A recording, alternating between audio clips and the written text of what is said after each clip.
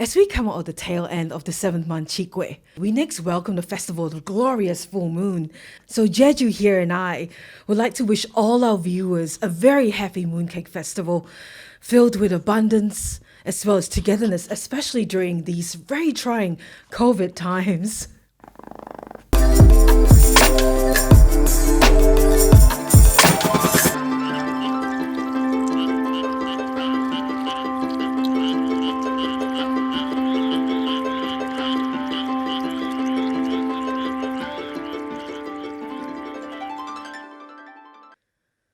Since ancient times, the Chinese believe the moon is at its largest and brightest in mid-autumn. So that happens on the 15th day or 15th night of the 8th lunar month, or bulan lapan. So the 8th lunar month happens to fall in September in the ordinary calendar. And the full moon is a symbol of reunion, abundance, happiness, harmony, and good luck. So with the harvest just done, it was the perfect occasion to celebrate what also came to be known as the Mooncake Festival, a time to indulge in mooncakes galore, as well as to regale children with tales of Guek Nyo, which is the Lady on the Moon, or Chang'e, and my personal favorite, the Jade Rabbit. So sometimes we also have the elders scare the kids with a litany of superstitions. So a popular one that my grandma and my mother used to tell me that I still observe till today is never point at the moon with your finger. Because if not, your ears will be cut or sliced. So I always fear, like when I see, when I tell someone, oh, look at the moon, you can see the rabbit. And I was going to point and I go, oh, no, not pointing, but look at the moon with the tilt of my head and my chin. Look at the moon, you can see the rabbit. So, in the late Yuan dynasty between 1271 and 1368 AD, people in many parts of the country could not bear the cruel rule of the government and rose in revolt.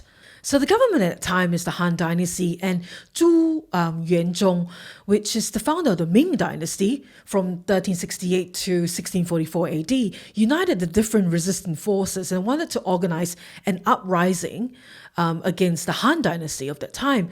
So however, due to the strict search and rules laid upon by the Han government at the time, it was very difficult to pass any messages. So the counselor, Liu Bowen, later actually went, thought of a light bulb moment, the great idea of hiding notes with uprise on the night of mid-autumn day, hidden in these mooncakes, and had them sent off to different resistant forces. So the uprising actually turned out to be, a very successful one. Still, some Peranakans still to this day still pray with offerings to the Guek Nyo, or the moon goddess. So the offerings consist of cosmetics and toiletries, fruits, pomelos, water caltrops. So this is really unusual. It's a little fruit that looks in the shape like a black water buffalo with horns and stuff like that. I've never seen them here in Australia, but I've seen them a lot in Singapore growing up. And they're just nuts, and you can steam them and you can crack them apart and eat them. But it looks like a shape of like a water buffalo with horns and all. It's black in color. Mooncakes were being offered as well with a slight Peranakan twist. There'll be mee sua, which is long life skinny white noodles, rock sugar, as well as what they call bunga rampai.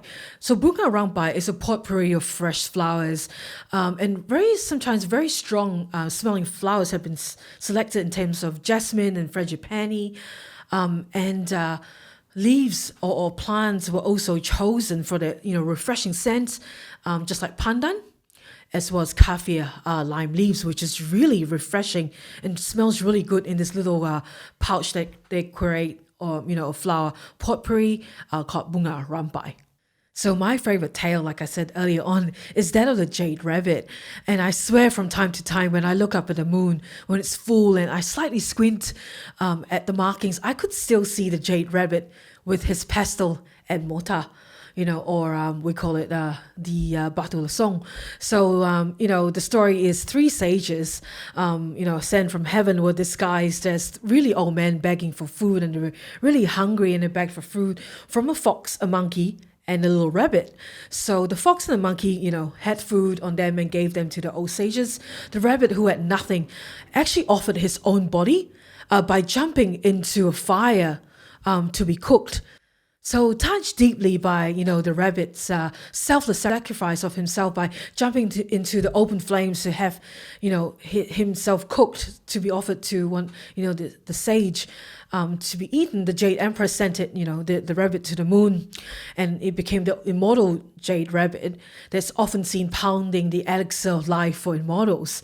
So, as a child growing up in Singapore, I always imagined the rabbit in the moon actually was with his, pestle and mortar, or what we call batu lasong, pounding or tumbuk rampai instead of the elixir. So he was busy, pounding tumbuk, his rampai, like a proud little peranakan. So, growing up in Singapore as well, we do gift mooncakes, in a tin of 4. And it's filled with salted egg yolks. The more salted egg yolks that you have in the mooncakes, it's better. Shows that you've got a bit of dollar bills behind you as well. So, so we always gift a tin. Godparents, parents, grandparents.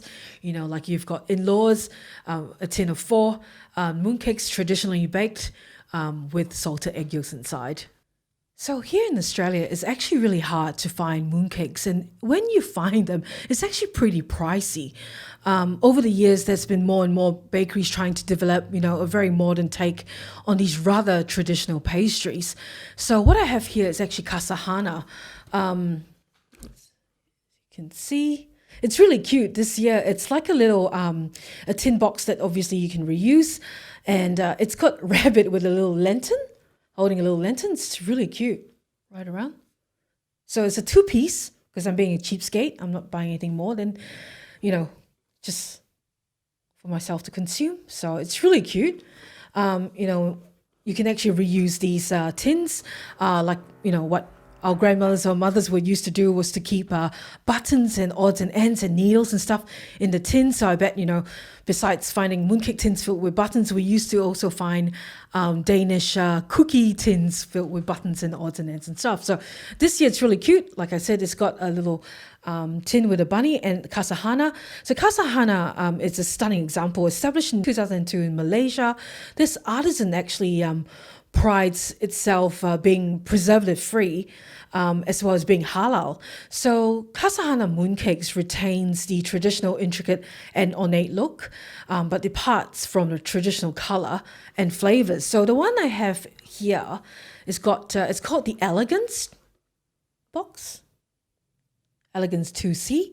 The flavors are Pandan Delight and Tropical Emerald. Not only with the tin, it came with a really cute paper bag. So, look. So it's really cute.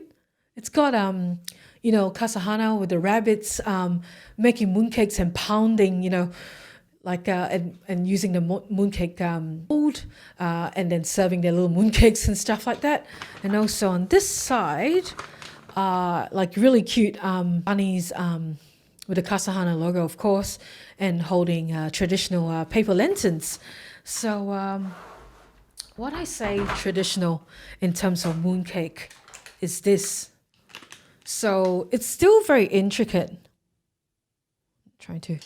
Yeah, there you go. So it's still very intricate in terms of the design, and the traditional mooncakes are baked shells. So it's a big pastry with lotus seed paste inside. So this one's called, what does it say? Pandan Delight. So I believe it's got probably infused with pandan flavors or things like that. I've not opened it yet though, because you don't actually eat mooncakes prior to the Mooncake Festival. I'm just a little bit ganjong, so I bought it early.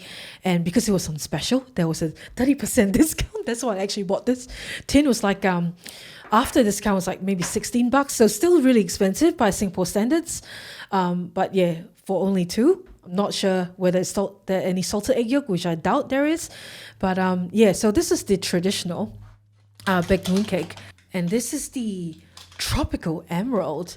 And as you can see, is what they call snow skin or bing pi. So the skin's slightly chewy, like mochi, a little bit thinner. You can put it in the fridge. It's best eaten cold. So Tropical Emerald, I believe maybe it's got some green filling paste with, tropical pineapple, mango for Queensland. So we'll see. So I won't get to eat this till the 1st of October for Mooncake Festival this year, 2020. But I hope all of you will be able to get some awesome mooncakes. Even in Australia, you just have to go to some Asian supermarket. I got this from Sunlit. There we go. So kasahana. So look out for it. It's preservative free as well as halal. So our Muslim folks, in Singapore and Malaysia, as well as in Australia, will be able to taste it.